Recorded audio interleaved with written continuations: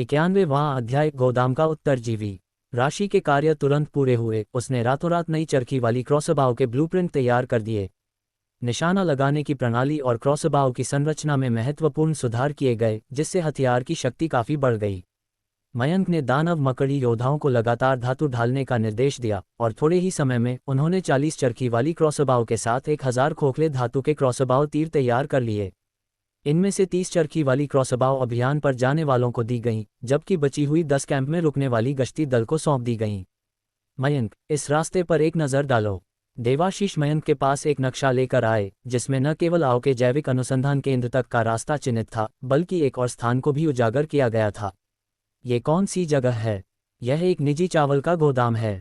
इसका मालिक चावल के नूडल्स की कार्यशाला चलाता है। मैंने पहले भी वहां से माल मंगवाया है और इसमें लगभग 4 टन भंडारित है। देवाशीष ने विचार किया, ये जगह सुपरमार्केट से परे ज़्यादा मशहूर नहीं है, इसलिए यहाँ अभी भी चावल होना चाहिए। क्या हमें थोड़ा घूमकर जाना चाहिए? उन्होंने पास के एक और स्थान की ओर इशारा किया। आसपास 2 छोटे सुपरमार्केट भी हैं। वहाँ कुछ आपूर्ति होनी चाहिए, लेकिन मुझे नहीं पता कि वे पहले ही ले ली गई हैं या नहीं। प्रलय को 1 महीने से अधिक समय हो चुका था। बचे हुए लोगों की संख्या कम नहीं थी, चाहे वे अकेले हों या छोटे समूहों में। जहाँ जीवित लोग हैं, वहाँ स्वाभाविक रूप से कोई न कोई आसपास के संसाधनों पर नजर रखेगा। चलो चलते हैं और देखते हैं, जितना ले जा सकें उतना ले लेंगे। कुछ और ट्रक ले आओ। मयंक ने बोलने से पहले थोड़ी देर सोचा। तुम, राशि, बापू और बीरेंद्र टीम का नेतृत्व करेंगे। अपने साथ 30 लोगों को ले जाओ। ठीक है, मैं अभी लोगों को इकट्ठा करता हूँ। शिविर में 90 से अधिक लोग थे और लगभग 70 ने अनुबंध में प्रवेश किया था। बाकी या तो चाहते थे लेकिन अभी तक पर्याप्त योगदान जमा नहीं कर पाए थे। मयंक के विशेष निर्देशों के बिना भी जो लोग शिविर में प्रवेश करते थे उन्हें काम करना पड़ता था, जब तक कि मयंक सीधे अनुबंध की अनुमति न दे। हर दिन लैंप वृक्ष को ऊर्जा प्रदान करने के बाद सभी को एक निश्चित मात्रा में श्रम करना होता था, चाहे वह खेतों की जुताई हो, कपड़े धोना हो या खाना बनाना हो। ये सब शिविर के संचालन को बनाए रखने के लिए जरूरी था। तभी वे अनुबंध के अवसर का अनुरोध करने के लिए पर्याप्त योगदान मूल्य जमा कर सकते थे। यही शिविर का अनुशासन था, श्रम के माध्यम से सिर्फ सुरक्षा से कहीं अधिक हासिल करना। इसी तरह ठेकेदारों को जो मजबूत बनना चाहते थे और अधिक शक्तिशाली सीरम प्राप्त करना चाहते थे, उन्हें योगदान मूल्य की आवश्यकता होती थी। प्रणब, मानसी और ईशानी जैसे सदस्यों ने, जिन्होंने पहले सीरम का एक बैच प्राप्त किया था, हाफ फिश मॉन्स्टर के सीरम को इंजेक्ट करने के बाद पपड़ी विकसित कर ली थी और आधिकारिक तौर पर प्रथम स्तर इंटरमीडिएट रैंक में प्रवेश कर चुके थे। हालांकि वे बीरेंद्र और अन्य जितने मजबूत नहीं थे, फिर भी वे उपयोगी थे। जैसे ही देवाशीष टीम को इकट्ठा करने गए, मयंक ने धातु का उपयोग करके अभियान के लिए डंप ट्रकों को संशोधित करने का अवसर लिया। प्रचुर मात्रा में धातु के कारण इस बार के संशोधनों में न केवल वाहनों के सामने के हिस्से को मजबूत करना शामिल था, बल्कि समग्र संरचना और ईंधन टैंकों का विस्तार और सुदृढ़ीकरण भी शामिल था, जिससे प्रथम क्रम ऊपरी ग्रेड के राक्षसों के लिए इन धातु के जानवरों को आसानी से हिलाना लगभग असंभव हो गया। मैं भी तुम्हारे साथ चलूंगी। जैसे ही वह वाहनों को संशोधित कर रहे थे, दिशा पीछे से मयंक के पास आईं। तुम भी आ रही हो? मयंक ने थोड़ा माथे पर बल डाला। दिशा शान्हु विला में एकमात्र शोधकर्ता थी और उन्होंने महत्वपूर्ण परिणाम प्राप्त किए थे। खतरे में उन्हें खोना एक बड़ी क्षति होगी। अगर मैं नहीं जाऊंगी तो क्या तुम्हें पता होगा कि वापस क्या लाना है? दिशा ने अपने होठों को थोड़ा ऊपर उठाते हुए कहा। उनकी चमकीली आंखें मयंक को देखकर मुस्कुरा रही थीं। उद्धरण चिन्ह ... उद्धरण चिन्ह। मयंक रुक गए, यह महसूस करते हुए कि वास्तव में उन्हें नहीं पता था कि विशेष रूप से क्या वापस लाना है। उनका एकमात्र विचार था कि वे जो कुछ भी ले सकते हैं, ले लें। अब दिशा द्वारा याद दिलाए जाने पर उन्हें अनिश्चितता महसूस हुई, क्योंकि क्या होगा अगर कुछ क्षतिग्रस्त हो गया हो। तुम भी साथ आओ। टीम तैयार थी, जिसमें 4 ट्रक और 2 जीप तैनात थे। सभी लोग वाहनों में फैले हुए थे। सभी तंग पतले लोहे के कवच पहने हुए थे और लगभग हर व्यक्ति एक चरखी वाली क्रॉसबाव से लैस था। मयंक और दिशा आगे के ट्रक में बैठे थे, जिसमें बूढ़े देवाशीष गाड़ी चला रहे थे और मयंक यात्री सीट पर थे, जबकि दिशा पीछे की सीट पर बैठी थी। वाहन धीरे धीरे शान्हु विला से निकल गए। सुरक्षा बूथ और मुख्य द्वार को पहले ही बदल दिया गया था, जिस पर वर्तमान में आशीष और उनकी टीम नजर रख रही थी। वे एक समान गति से यात्रा कर रहे थे, नियोजित मार्ग का अनुसरण करते हुए, जबकि लैंप वृक्ष के क्रिस्टल लगातार आगे की कोहरे को दूर कर रहे थे। यात्रा की जल्दबाजी के कारण मयंक ने मानव चेहरे वाले वृक्ष को नहीं बुलाया, बल्कि रोशनी के लिए लैंप वृक्ष के क्रिस्टलों का उपयोग किया। एक काफिले के सामने, एक बीच वाली जीप में और एक अंत में बीरेंद्र की टीम के पास। हालांकि मयंक और उनके समूह के पास 5 लैंप वृक्ष थे और 90 से अधिक लोग हर दिन ऊर्जा प्रदान करते थे, इसे प्रत्येक वृक्ष में विभाजित करने का मतलब था कि प्रति वृक्ष लगभग केवल 10 लोग। इसलिए क्रिस्टलीकरण विशेष रूप से तेज नहीं था। उस क्षण पेड़ों पर केवल 3 लीची के आकार के क्रिस्टल और 4 या 5 अंगूठे के आकार के क्रिस्टल ही बचे थे। पेड़ों पर बचे क्रिस्टलों को फिलहाल छुआ नहीं जा सकता था क्योंकि फसल के खेत पूरी तरह से उनकी रोशनी पर निर्भर थे। अगर चमक बहुत देर तक गायब रहती तो फसलें मर जातीं। इसका मतलब ये भी था कि मयंक को क्रिस्टलों को फ्यूज करने के विचार को अस्थायी रूप से स्थगित करना पड़ा, लेकिन ये कोई बड़ी समस्या नहीं थी। बाईं ओर मास ज़ॉम्बी हैं, उनमें से 4। देवाशीष की आंखें तेज थीं और उन्होंने पहले ही गली के किनारे हलचल मचा रहे मास ज़ॉम्बी को देख लिया था। गाड़ी चलाते रहो। मयंक ने चरखी वाली क्रॉसबाव उठाई, कार की खिड़की से बाहर झुके, ज़ॉम्बी में से एक पर निशाना साधा और ट्रिगर खींचा। धातु के तीर के सिर को भेदने की ठक की आवाज़ आई।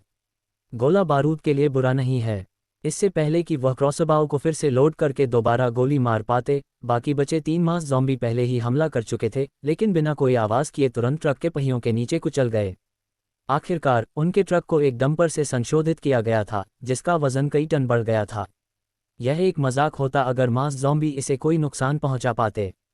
जैसे ही वे ऊपर से गुजरे, एक विशाल पंजे वाले ज़ॉम्बी का हमला हुआ, लेकिन उसे तुरंत ट्रक की छत पर बैठे देवाशीष ने निपटा दिया, जिसने अपनी ताकत विस्फोट कौशल से उसे अपने हथौड़े से मार गिराया। आगे गोदाम है, लेकिन ऐसा लगता है कि वहां काफी सारे मास ज़ॉम्बी हैं। जैसे ही वाहन धीरे धीरे पूर्व निर्धारित स्थान के पास पहुंचा और कोहरा छट गया, मास ज़ॉम्बी के अधिक आकार दिखाई देने लगे। बाहर निकलो और उन्हें साफ करो। मयंक की आवाज़ आई और सभी ने तुरंत अपने अपोस्टल्स को बुलाया और फिर उन मास ज़ॉम्बी पर हमला किया। अपोस्टल्स कवर के रूप में सेवा कर रहे थे, जबकि चरखी वाली क्रॉसबाव वाले सभी लोग ज़ॉम्बी पर निशाना साध रहे थे, प्रत्येक के लिए एक तीर, उन्हें तेजी से साफ कर रहे थे। मयंक ने कोई हरकत नहीं की, लेकिन उनके हाथ में लाल बत्ती चमकी और उनके पीछे मानव चेहरे वाला वृक्ष प्रकट हुआ। लैंप वृक्ष की दीप्ति। मानव चेहरे वाले वृक्ष के प्रकट होते ही उसकी लताएं बाहर निकल आईं और फिर शाखाएं और लताएं जल उठीं, जिससे पूरा ब्लॉक रोशन हो गया और अधिक राक्षसों के आंकड़े सामने आए। मास ज़ॉम्बी, विशाल मैक्रोफेज कुत्ते, सड़ी त्वचा वाले चूहे, लाल आंखें मयंक और उनके समूह को लक्षित कर रही थीं, जिनकी संख्या 100 से अधिक थी। इस जिले में काफी राक्षस थे। सामने ज़ॉम्बी हैं, क्रॉसबाव तीर खुलकर चलाओ, उन सभी के पास लोहे का कवच है। देवाशीष चिल्लाए और उनका बड़ा अपोस्टल पहले ही राक्षसों की भीड़ में घुस चुका था, हर वार के साथ एक विशाल हथौड़ा झूल रहा था जिसके साथ हड्डियां टूटने की आवाज आती थी। प्रथम क्रम ऊपरी ग्रेड। मयंक की आंखों में आश्चर्य की एक झलक दिखाई दी और वह मुस्कुराए। उन्हें उम्मीद नहीं थी कि देवाशीष ने सफलता प्राप्त कर ली होगी। उनके अपोस्टल की ताकत स्पष्ट रूप से कुछ दिन पहले की तुलना में काफी बढ़ गई थी और उनकी बनावट और भी प्रभावशाली हो गई थी। सूं सूं, क्रॉसबाव तीरों के लगातार दागे जाने की आवाजें गूंज उठीं। हालांकि कई राक्षस थे, लेकिन अपोस्टल्स और क्रॉसबाव तीरों के समन्वित हमलों के तहत उनकी संख्या तेजी से कम हो रही थी।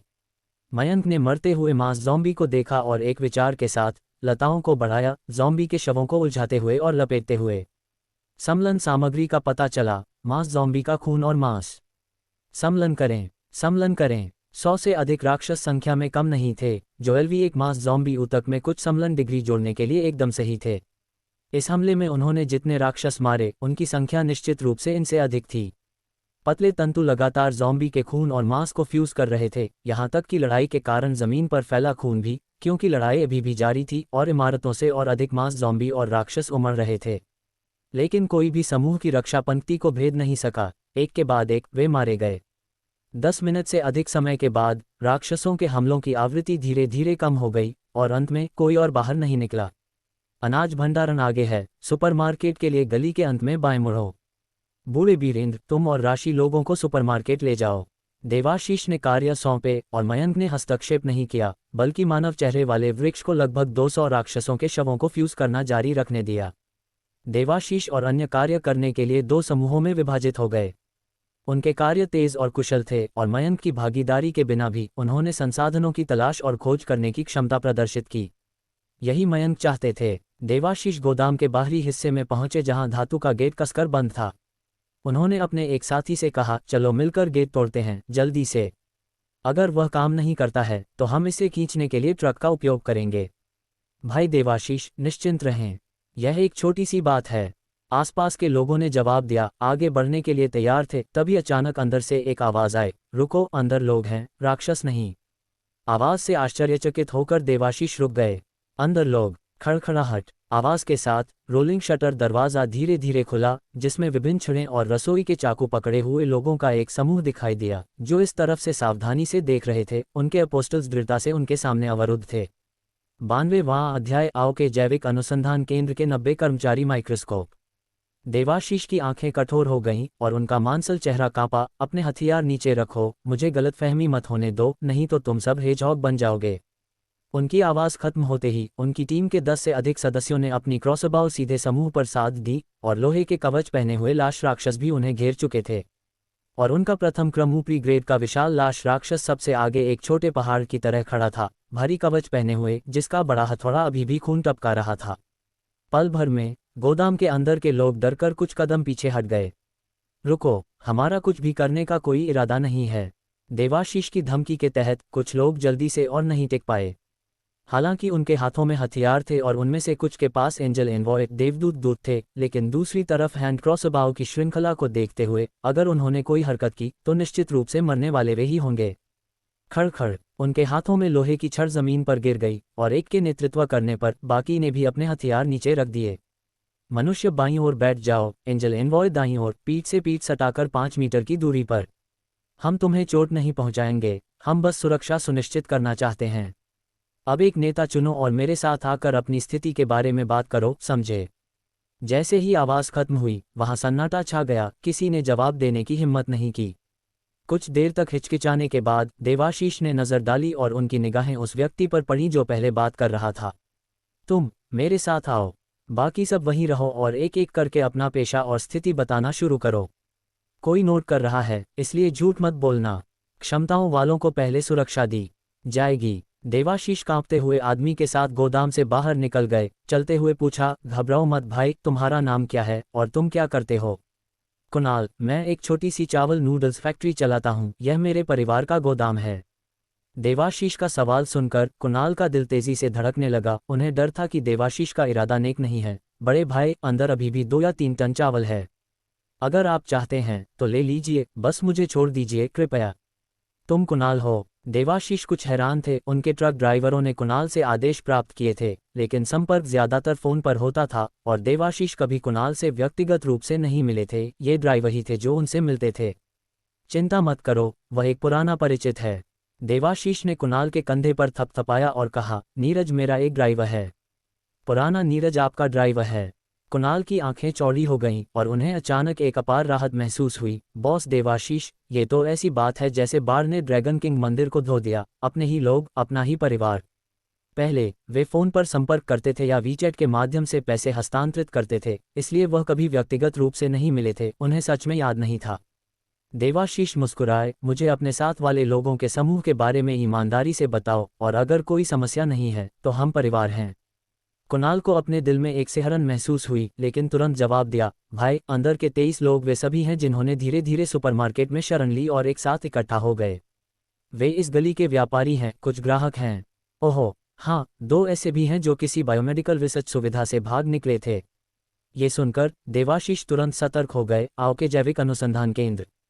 हाँ, वही। आओ के जैविक अनुसंधान केंद्र वास्तव में इस स्थान से ज्यादा दूर नहीं था, बस एक और गली पार थी। लेकिन अचानक वहां से लोगों का आना देवाशीष के लिए अप्रत्याशित था। वह गंभीर हो गए। मेरे साथ आओ। देवाशीष कुणाल को मयंक के पास ले गए और ऊंचा मानव चेहरे वाला वृक्ष देखकर कुणाल कांपने लगे और अपनी निगाहें हटा लीं। दरअसल उन्होंने पड़ोस से तीव्र लड़ाई की आवाज़ें, उन जीवों की चीखें और दरवाजे को अवरुद्ध कर रहे राक्षसों के हटने की आवाज़ें सुनी थीं। ऐसी हलचल को वे कैसे नज़रअंदाज कर सकते थे? ये ठीक इसी हलचल के कारण था, और देवाशीष और उनकी टीम की आवाज़ें सुनकर उन्हें पता चला कि किसी ने राक्षसों का वध किया है। ताकत में व्यापक अंतर ही वह कारण था कि उन्होंने बिना किसी लड़ाई के आत्मसमर्पण कर दिया। लेकिन कुणाल कभी कल्पना भी नहीं कर सकते थे कि देवाशीष के पक्ष में इतना विशाल और भयानक एंजल एनवॉय होगा।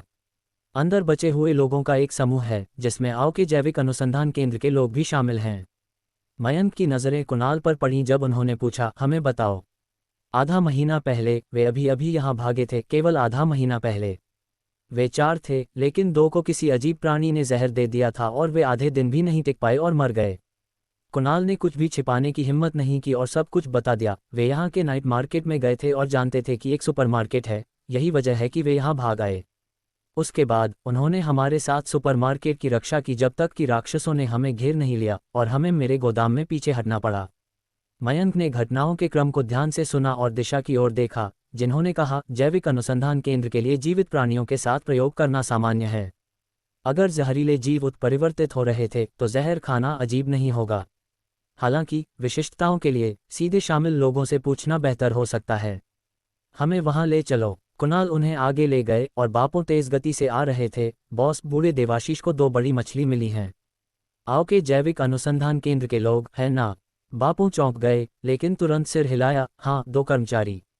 उन्हें वहां राक्षसों के हमले का सामना करना पड़ा और केंद्र में लगभग सभी लोग मर चुके हैं। सभी गोदाम में आए, जहां बापों ने पहले ही दोनों कर्मचारियों को अलग कर दिया था और उनके एंजल इनवॉइस को रस्सियों से अलग से बांध दिया गया था, दूर रखा गया था। मयंक की नज़रें तुरंत उनके अनुबंधित एंजल इनवॉइस पर पड़ीं। वे 2 विशाल बिच्छू थे जो घने काले रंग में ढके हुए थे, जिन पर गहरे लाल रंग के पैटर्न थे। बिच्छू 1 मीटर ऊंचे और लगभग 1.5 मीटर लंबे थे। उनके माथे पर एक भयावह एक आंख थी और उनकी पीठ पर 2 घुमावदार कांटेदार बिच्छू की पूंछें थीं, जो तेज और खतरे का संकेत दे रही थीं। क्या आप दोनों आओ के जैविक अनुसंधान केंद्र से हैं? मयंक ने दोनों को देखा और जोर से पूछा। हाँ, हम हैं। निर्मल और मनोज ने जल्दी से सिर हिलाया। अचानक मनोज ने मयंक के बगल की महिला पर एक नज़र डाली और झिझकते हुए कहा, श्रीमती अलका, तुम मुझे पहचानते हो? दिशा ने मनोज को देखा, उनकी आंखों में भ्रम की एक झलक थी। मनोज ने जल्दी से कहा, मैंने आपको एक बार देखा था जब आपने अनुसंधान केंद्र का निरीक्षण किया था। अनुसंधान केंद्र, जिसका निवेश और अनुसंधान श्रीमती अलका समूह द्वारा किया गया था, स्वाभाविक रूप से कई बातचीतें होती थीं। श्रीमती अलका की उत्तराधिकारी और अनुसंधान और विकास निदेशक के रूप में दिशा स्वाभाविक रूप से निरीक्षण करती थीं। आओ के जैविक अनुसंधान केंद्र में वर्तमान स्थिति क्या है? दिशा ने इस मुद्दे पर और पूछताछ नहीं की, बल्कि शांति से स्थिति के बारे में पूछा। मनोज चौंक गए, फिर जल्दी से बोले, श्रीमती अलका, क्या आप अनुसंधान केंद्र जाने की योजना बना रही हैं? मत जाए, वहां राक्षसों के 2 समूह क्षेत्र के लिए लड़ रहे हैं और हमारे अधिकांश लोग मर चुके हैं। हम में से केवल कुछ ही भाग निकले।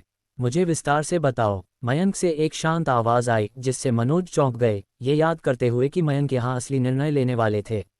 उन्होंने जल्दी से सिर हिलाया और कहा, शुरुआत में जब कोहरा उतरा तो हमारे प्रायोगिक जीवों के बीच बड़े पैमाने पर अशांति हुई। फिर आंखें दिखाई दी, सहकर्मी मांस के शवों में बदल गए और कुछ प्रायोगिक जीव अपने पिंजरों से भाग निकले, राक्षसों में बदल गए। शुक्र है, सुरक्षा टीम ने तेजी से प्रतिक्रिया दी। वे पहले ठेकेदार बन गए, सभी का नेतृत्व करते हुए उन सहकर्मियों में से कई को दबा दिया जो मांस के शव बन गए थे। इस प्रकार हम सभी को बचाने के लिए प्रायोगिक इमारत के अंदर छिपने में सक्षम हुए।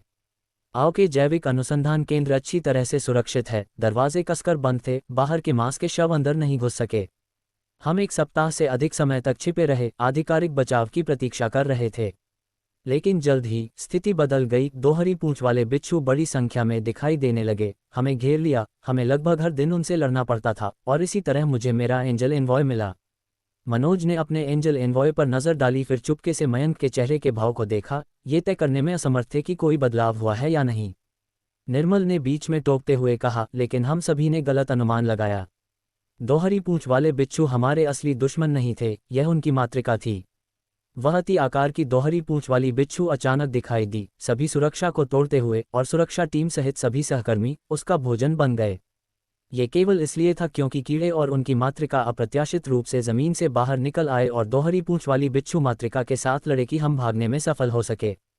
हाँ, मातृका का आकार एक कार से बहुत बड़ा है, 5 या 6 मीटर ऊंचा। ये बहुत खतरनाक है। मनोज ने चेतावनी दी, श्रीमती अलका, आप निश्चित रूप से प्रायोगिक उपकरणों के लिए जा रही होंगी। मैं हार मानने का सुझाव देता हूं। अगर आपको उपकरणों की जरूरत है तो अन्य प्रयोगशालाओं में कुछ होना चाहिए। आओ के केंद्र वास्तव में सुरक्षित नहीं है। आओ के जैविक अनुसंधान केंद्र से शुरू में शोधकर्ता के रूप में उन्होंने उन नमूनों से इंजेक्टर बनाने के बारे में सोचा जो उन्होंने प्राप्त किए थे। यह मुख्य कारण था कि वे इतने खतरनाक स्थान पर आधे महीने से अधिक समय तक क्यों टिक सके और क्यों वे आसानी से नहीं गए। लेकिन फिर और भी शक्तिशाली राक्षस दिखाई दिए और आसानी से सब कुछ जीत लिया, जिससे वे गहरे निराशा और आतंक में डूब गए। मयंक, क्या तुम अभी भी जाना चाहते हो? दिशा ने मयंक से झिझकते हुए पूछा। दो कुलों के बीच की लड़ाई, दोनों विशाल आकार के, ने उन्हें अनिश्चित कर दिया कि उनकी ताकत प्रथम क्रम ऊपरी ग्रेड की थी या द्वितीय क्रम की। चलो पहले जाकर देखते हैं। मुझे न केवल आओ के जैविक अनुसंधान केंद्र में दिलचस्पी है, बल्कि उन दो राक्षसों में भी। 93वां अध्याय, आओ के जैविक अनुसंधान केंद्र। माइक्रोस्कोप। मनोज के दिल की धड़कन तेजी से चल रही थी। ये व्यक्ति क्यों नहीं सुन रहा? वह जगह खतरनाक है। हालांकि इससे पहले कि वह और समझा पाते, देवाशीष ने हंसते हुए उन्हें गले लगा लिया। अनावश्यक रूप से चिंता मत करो। तुम एक शोधकर्ता हो, है ना? एक सच्ची प्रतिभा। बस ईमानदारी से सहयोग करो और हम तुम्हारी सुरक्षा सुनिश्चित करेंगे। देवाशीष एक हंसमुख बाघ की तरह मुस्कुरा रहे थे और मनोज ने एक भी शब्द कहने की हिम्मत नहीं की। चुपचाप खुद को दिलासा दे रहे थे, वे इतने सारे हैं, उन्हें भागने में सक्षम होना चाहिए। राशि ने भी जल्दी से खबर भेजी। दोनों सुपरमार्केट में आपूर्ति आधी खत्म हो चुकी थी, खासकर भोजन, जो लगभग समाप्त हो चुका था। ये कुणाल और उनके समूह द्वारा दी गई जानकारी से मेल खाता था। चून की सुपरमार्केट में ले जाने के लिए ज्यादा कुछ नहीं बचा था, इसलिए सभी कुणाल और उनके लोगों के साथ गोदाम के स्थान पर इकट्ठा हुए और आपूर्ति का परिवहन शुरू कर दिया। हालांकि शुरुआत में डरे हुए थे, कुणाल और उनकी टीम ने धीरे धीरे पाया कि मयंक की टीम बहुत अनुशासित थी और अंततः उन्होंने अपनी चौकसी कम कर दी, जोर शोर से चावल को स्थानांतरित करने लगे। सैकड़ों मांसल लाश राक्षसों को साफ करने में सक्षम होना उनके अव्यवस्थित समूह की तुलना में कहीं अधिक प्रभावशाली कारनामा था। चावल को बड़े बैगों में पैक किया गया था। प्रत्येक का वजन 100 किलोग्राम था, इसलिए 3 टन के लिए लगभग 60 बैग। समूह का अधिकांश भाग ठेकेदार होने और उनमें कई एंजल एनवॉय होने के कारण सभी आपूर्ति को ट्रक पर लोड करने में 15 मिनट से भी कम समय लगा। कुणाल के समूह को बाधित करने के बाद देवाशीष तुरंत उन्हें 2 ट्रकों में आओ के जैविक अनुसंधान केंद्र ले गए। अनुसंधान केंद्र उनके वर्तमान स्थान से ज्यादा दूर नहीं था। देवाशीष के एक और ब्लॉक चलाने के बाद सड़क के किनारे साफ होने लगे, जिसमें ज्यादातर बड़े निगमों या कार्यालय भवनों का कब्जा था। जैसे ही कोहरा धीरे धीरे छंटा, मनोज और निर्मल, जो आगे के वाहन में थे, तेजी से घबरा गए। हम पहुंच गए हैं, आओ के जैविक अनुसंधान केंद्र से बस और 500 मीटर। वे राक्षस जरूर पास में होंगे, हमें जरूर। Bang bang bang. मनोज की आवाज अचानक गोलियों की एक श्रृंखला से बाधित हो गई, जिससे सभी के भाव खड़े हो गए क्योंकि उन्होंने एक दूसरे को देखा। बंदूक की गोली। देवाशीष थोड़ा हिचकिचाए, वर्षों की शांति के बाद ऐसी आवाजों को पहचानने का अभ्यास न होने के कारण। जरूर होगा। वाहनों को रोको, सभी सतर्क हो जाओ। बूढ़े देवाशीष, तुम मेरे साथ आकर जांच करो। ठीक है। देवाशीष ने पीछे वाले वाहन को इशारा किया और राशि को पहरा देने का निर्देश देने के बाद उन्होंने कार की चाबियां निकाली और मनोज और अन्य को आगे ले गए। आओ के जैविक अनुसंधान केंद्र से सबसे ज्यादा परिचित होने के कारण, चाहे कुछ भी हो, वे भागीदारी से बच नहीं सकते थे। हालांकि दिशा रुकी नहीं, बल्कि उन्होंने भी अपना एंजल एनवॉय बुलाया और उनका पीछा किया। मयंक, दानव मकड़ी योद्धा के साथ, जल्दी से गोलियों की आवाज के स्रोत की ओर बढ़े। लैंप वृक्ष क्रिस्टल का उपयोग किए बिना सीधे कोहरे के माध्यम से आगे बढ़े। सरकारी कर्मियों से मुठभेड़। दोहरी पूंछ वाले बिच्छू के शव। समूह इस सुनसान सड़क पर 300 से 400 मीटर चला था, जो मतली पैदा करने वाले हरे खून से ढकी हुई थी और मानव आकार के दोहरी पूंछ वाले बिच्छू के शवों से सराबोर थी और चारों ओर गोली के खोल बिखरे हुए थे। गोली के खोल अभी भी गर्म हैं, कोई जैविक केंद्र को साफ कर रहा है, वे जरूर सरकारी कर्मी होंगे। दिशा ने एक खोल उठाया, गर्माहट उनकी हथेली में स्थानांतरित हो गई, ज्यादा गर्म नहीं। उन्होंने मयंक की ओर देखा, पूछा, क्या हमें अभी भी जाना चाहिए? जाओ। मयंक की आंखें तेज हो गईं। सरकारी कर्मियों का इतनी तेजी से कार्रवाई करना उनकी अपेक्षा से परे था।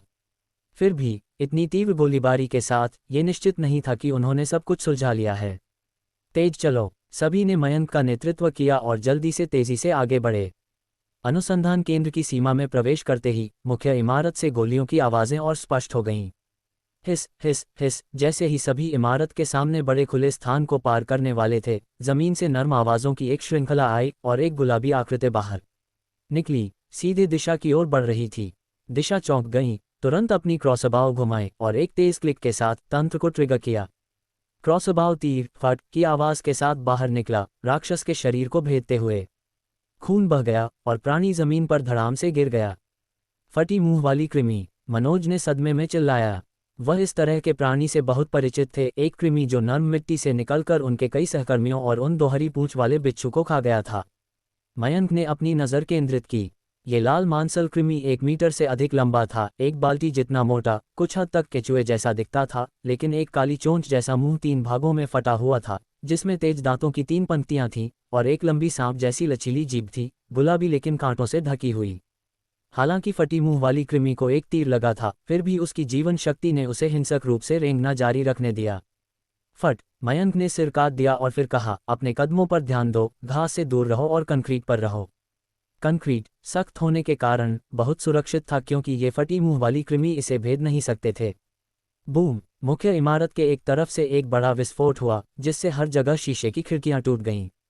जैसे ही समूह तेजी से पास पहुंचा, उनका सामना एक चौंकाने वाले दृश्य से हुआ। एक 7 मीटर ऊंचा दोहरी पूंछ वाला सम्राट बिच्छू लपटों में घिरा हुआ था। एक गर्मी की लहर चारों ओर बह रही थी, जिससे चारों ओर अराजकता पैदा हो गई। पास के दोहरी पूंछ वाले बिच्छू दूर उड़ गए, अंग बिखर गए, खून और मांस उड़ रहा था। फिर भी ऐसे विस्फोट में प्राणी लगभग अप्रभावित लग रहा था। अचानक झपट्टा मारता है और एक काले बख्तरबंद सुरक्षा वाहन को पलट देता है। पीछे हटो! बमों का इस पर कोई असर नहीं हो रहा है। लगभग 30 लोगों की एक सशस्त्र टुकड़ी लगातार दोहरी पूंछ वाले सम्राट बिच्छू पर गोलीबारी कर रही थी, घबराए हुए भावों के साथ तेजी से पीछे हट रही थी। मैं छाया पंजे वाले राक्षस का उपयोग करके इसे रोकूंगा, कैप्टन, आप सब तुरंत पीछे हट जाएं, इस प्रयोगशाला को छोड़ दें। 94वां अध्याय आओ के जैविक अनुसंधान केंद्र _2 अद्यतनित। दोहरी पूंछ वाले सम्राट बिच्छू की पूंछ हवा को चीरते हुए चाबुक की तरह बाहर निकली और छाया पंजा राक्षस ने बिजली की गति से उसे रोका। उसके पंजे बिच्छू की पूंछ के कवच से टकराकर जोर से झंझना उठे। छाया पंजा राक्षस पीछे की ओर फिसला, बमुश्किल अपना पैर जमाए रख सका। अनुश्री, तुम! रॉकी ने अनुश्री की ओर देखा, उसे फिर से समझाना चाहा, लेकिन उसे अनुश्री की दृढ़ नज़र से काट दिया गया और वह गुस्से से दहाड़ा, पीछे हटो, मिशन विफल हो गया है। हालांकि वे अनिच्छुक थे, पर यह जल्दबाजी करने का समय नहीं था। दोहरी पूंछ वाला सम्राट बिच्छू बहुत शक्तिशाली था, केवल अनुश्री का छाया पंजा राक्षस ही कुछ हद तक उसका सामना कर सकता था। उसके हस्तक्षेप के बिना उनमें से कोई भी बच नहीं सकता था, और अब दोहरी पूंछ वाले बिच्छू फिर से करीब आ रहे थे, धीरे धीरे उनकी ओर बढ़ रहे थे। सशस्त्र टीम तेजी से पीछे हटी, उनका बख्तरबंद वाहन ज्यादा दूर नहीं था, वही जिससे वे पहुंचे थे। हालांकि जमीन अचानक उठी और एक विशाल गुलाबी आकृति सीमेंट को तोड़कर बाहर निकली, बख्तरबंद वाहन को पलट दिया और उनका रास्ता रोक दिया। यह एक रक्त रंग की कृमि थी, 10 मीटर लंबी, जिसकी मोटाई पानी के टैंक के समान थी। उसका फटा मुंह चौड़ा खुला था, एक तीखी दहाड़ निकाल रहा था। उसकी क्रूर जीभ तेजी से बाहर निकली, कांटे जैसी स्पर्श रेखाओं ने अचानक एक गार्ड को लपेट लिया, उसे अपने दांतेदार मुंह की ओर खींच लिया। प्रोथिक टीम लीडर की आंखें क्रोध से भरी थीं और उसने लगातार फटी मुंह वाली मात्र कृमि की जीभ पर अपनी बंदूक से गोली चलाई, लेकिन गोलियों ने केवल सफेद निशान छोड़े बिना कोई नुकसान पहुंचाए। दहाड़! उसी क्षण अन्य टीम सदस्य और उनके एंजल एनवॉय अपने साथी को बचाने के लिए झपटे, लेकिन एक ही वार में मात्र कृमि ने उन सभी को हवा में फेंक दिया। फटी मुंह वाली कृमि दोनों तरफ की मिट्टी से एक के बाद एक उभरी, उन्हें घेर लिया। सामने कृमि, पीछे जहरीले बिच्छू, वे फंस गए थे। रॉकी ने एक दृढ़ निर्णय लिया, राहुल, दोहरी पूंछ वाले बिच्छू को रोके रखने में नेतृत्व करो, अनुश्री को जाने दो। अगर पूरी टीम भाग नहीं सकती थी, तो उनमें से सबसे मजबूत को जरूर भागना चाहिए। अनुश्री के पास छाया पंजा राक्षस था और अपनी प्रथम क्रम ऊपरी ग्रेड की ताकत के साथ उसके पास अभी भी भाग निकलने का मौका था। हाँ, जैसे ही राहुल मुड़ने वाले थे, अचानक एक काली आकृति तेजी से आगे बढ़ी, एक धातुई आवाज के साथ टकराई। उसके तेज पंजों ने फटी मुंह वाली मात्र कृमि की जीभ को काट दिया।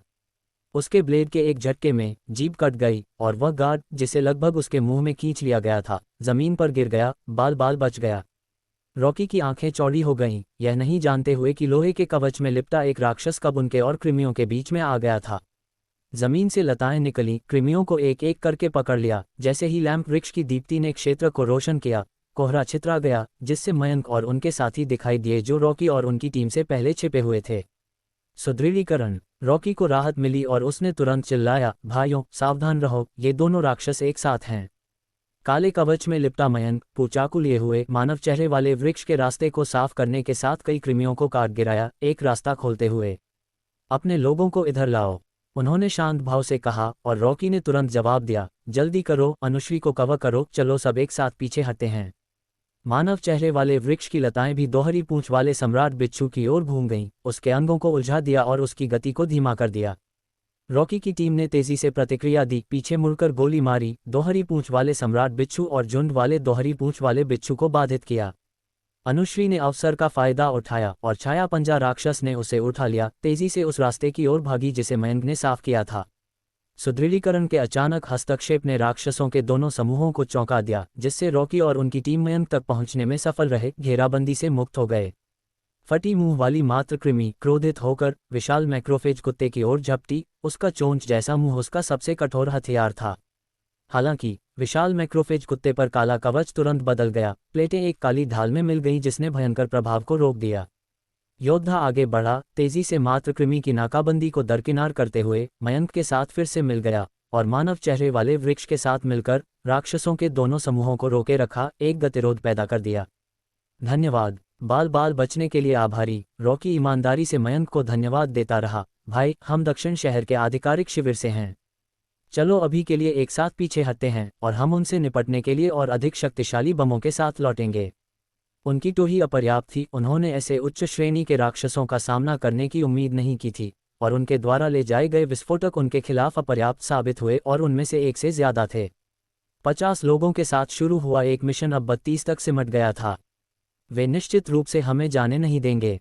जैसे ही वे बोले, फटी मुंह वाली मात्र कृमि ने एक कठोर दहाड़ लगाई और सभी को आश्चर्यचकित करते हुए दोहरी पूंछ वाले सम्राट बिच्छू ने जवाब में दहाड़ लगाए।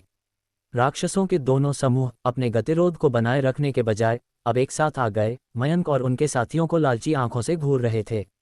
केवल 2 सशस्त्र वाहन बचे थे, साथ ही 2 पुलिस परिवहन वाहन। इतने सारे लोगों के साथ वे कहाँ भाग सकते थे। लड़ाई के लिए तैयार हो जाओ, मैं बड़े वाले से निपटूंगा, तुम सब बाकी को संभालो। मयंक की आंखें कठोर हो गईं जब उन्होंने कहा, बूढ़े देवाशीष, सभी को यहाँ लाओ, ट्रकों को अगली पंक्ति में इस्तेमाल करो। मैं कर रहा हूँ। अपनी आंखों में एक कठोर नज़र के साथ और स्थिति की गंभीरता को पूरी तरह से समझते हुए देवाशीष तुरंत अपने एंजल एनवॉय के साथ मुड़े और मोटरकेड के स्थान की ओर भागे। पूरे समय जोर से चिल्लाते रहे, सभी लड़ाई के लिए तैयार हो जाओ, ट्रकों को यहाँ लाओ। देवाशीष के जाने के तुरंत बाद फटी मुंह वाली मात्र कृमि जमीन में घुस गई। नीचे से हमला शुरू करने का इरादा था, जबकि दोहरी पूंछ वाला सम्राट बिच्छू तेजी से उनकी ओर झपटा। तो तुम्हें लगता है कि भूमिगत काम करेगा? मयंक निडर थे। 2 एंजल एनवॉय के साथ उनके प्रवर्तकों के रूप में वह निश्चित रूप से बिना लड़े पीछे हटने वाले नहीं थे। मानव चेहरे वाले वृक्ष की लताएं लगातार जमीन में घुस गईं। जल्द ही फटी मुंह वाली मात्र कृमि के आगामी हमले का पता लगा लिया। लताएं उलझ गईं। जमीन के नीचे लड़ाई तुरंत भड़क उठी। विशाल आकार और बड़े कृमि जैसे शरीर में कोई निश्चित दूरी नहीं होने के कारण लताओं के लिए कृमि को रोकना चुनौतीपूर्ण था। लेकिन उसी तरह लताओं द्वारा बुने गए सूक्ष्म भूमिगत नेटवर्क के तहत मयंक और अन्य पर नीचे से अचानक हमला असंभव था। दोहरी पूंछ वाले सम्राट बिच्छू का विशाल रूप मयंक और उनके साथियों की ओर झपटा, मानव चेहरे वाले वृक्ष की हरकतों को बाधित करने और फटी मुंह वाली मात्र कृमि के साथ समन्वय करने की मांग कर रहा था। लेकिन इस समय तक काले कवच वाला योद्धा पहले ही आगे बढ़ चुका था और तैरते हुए शिवालय काले कवच ने 2 पंखों वाले ब्लेडों को बाहर निकाला जो सीधे बिच्छू पर निशाना साध रहे थे। दोहरी पूंछ वाले सम्राट बिच्छू की पूंछें चाबुक की तरह तेज उड़ने वाले ब्लेडों से टकरा गईं, जिससे एक झंझनाहट की आवाज पैदा हुई जो अपनी जगह पर टिकी रही। दोहरी पूंछ वाले बिच्छू का झुंड और फटी मुंह वाली कृमि बेचैन थे, वे पहले ही उन्हें घेर चुके थे। रॉकी और उनके समूह ने जोर से घूरा और तुरंत आदेश दिया, आग कवप, उन छोटे वालों को रोके रखो। टीम के शेष 32 सदस्यों ने तुरंत हथियार उठा लिए और घुसपैठ करने वाले राक्षसों पर गोली चलाई। सूक्ष्मता से मयंक को उनके बीच में सुरक्षित रखा। अनुश्री और भी आक्रामक थी। उन्होंने अपने छाया पंजा राक्षस को भीड़ में घुसने के लिए नियंत्रित किया, लगातार किसी भी फटी मुंह वाली कृमि और दोहरी पूंछ वाले बिच्छू को मार डाला जो पास आने की कोशिश कर रहे थे। दिशा की चरखी वाली क्रॉसबाउ उनके हाथों से लगातार गोली चला रही थी। हर शॉट एक राक्षस को नीचे गिरा रहा था और उनके ठेकेदार की 4 सशस्त्र लाश को 3 मीटर से अधिक की ऊंचाई के साथ बुलाया गया था। एक हल्के एक्वा रंग की सख्त मछली के तराजू से ढकी हुई थी। उसकी विशेष रूप से मजबूत दोहरी भुजाएं और जालीदार पंजे इसे स्पष्ट रूप से एक प्रथम क्रम ऊपरी ग्रेड के रूप में चिन्हित करते थे, जो देवाशीष से कमजोर नहीं था। एक बार जब उनके ठेकेदार लड़ाई में शामिल हो गए तो ये छाया पंजा राक्षस के साथ कंधे से कंधा मिलाकर लड़ा, एक एक करके घुसपैठ करने वाले जीवों को मार रहा था। बूम! जैसे ही भयंकर लड़ाई छिड़ी, एक गर्जनापूर्ण दहाड़ निकली और दीवार का पूरा खंड टूट गया क्योंकि ट्रकें युद्ध के मैदान में घुस गईं। गुजरते समय घुसपैठ करने वाले कृमियों और बिच्छुओं को कुचल दिया। कवच के साथ अग्रिम पंक्ति के योद्धा सामने, ट्रकों के ऊपर क्रॉसबाव वाले, उन्हें एक एक करके स्निप करें, उन्हें मयंक को परेशान न करने दें। देवाशीष ने आदेश चिल्लाए क्योंकि युद्ध के मैदान में घुसने वाले 4 ट्रकों ने तुरंत फटी मुंह वाली कृमि और दोहरी पूंछ वाले बिच्छू के समूहों को अलग कर दिया। मयंक के लोग तुरंत लड़ाई में शामिल हो गए। लोहे के कवच वाली लाशें और विशाल मैक्रोफेज कुत्ते नेतृत्व कर रहे थे। उनके पूंचाकू और कुल्हाड़ियां राक्षसों पर गिर रही थीं। उनके ठेकेदारों ने अपनी चरखी वाली क्रॉसबाओं के साथ जीवों को लक्षित किया। दोहरी पूंछ वाले बिच्छू और फटी मुंह वाली कृमि को मारने के लिए अपने स्वयं के एंजल एनवॉय के साथ समन्वय किया। सुदृढ़ीकरण के अचानक आगमन ने रॉकी और उनके साथियों को हक्का बक्का कर दिया। उन्होंने सैकड़ों राक्षसों को उन पर हमला करते हुए देखते हुए एक भयंकर लड़ाई की उम्मीद की थी, लेकिन अब स्थिति उलट गई थी। अनुश्री की आंखों में एक चमक कौंधी क्योंकि उसने एक महत्वपूर्ण नाम पकड़ा, मयंक। कैप्टन प्रतीक ने पहले इस नाम का उल्लेख किया था, लेकिन उसके कब्जे में ठेकेदार 4 सशस्त्र लाश नहीं होनी चाहिए। यह इस वाले जैसा क्यों दिख रहा था? जैसे जैसे लड़ाई तेज हुई, अनुश्री के पास आगे सोचने का समय नहीं था। उनके छाया पंजा राक्षस, दिशा की लाश और देवाशीष की हथौड़ा चलाने वाली लाश, सभी प्रथम क्रम ऊपरी ग्रेड, ने एक दूसरे के साथ सहयोग किया, ट्रकों की रेखा से परे 3 द्वार बनाए।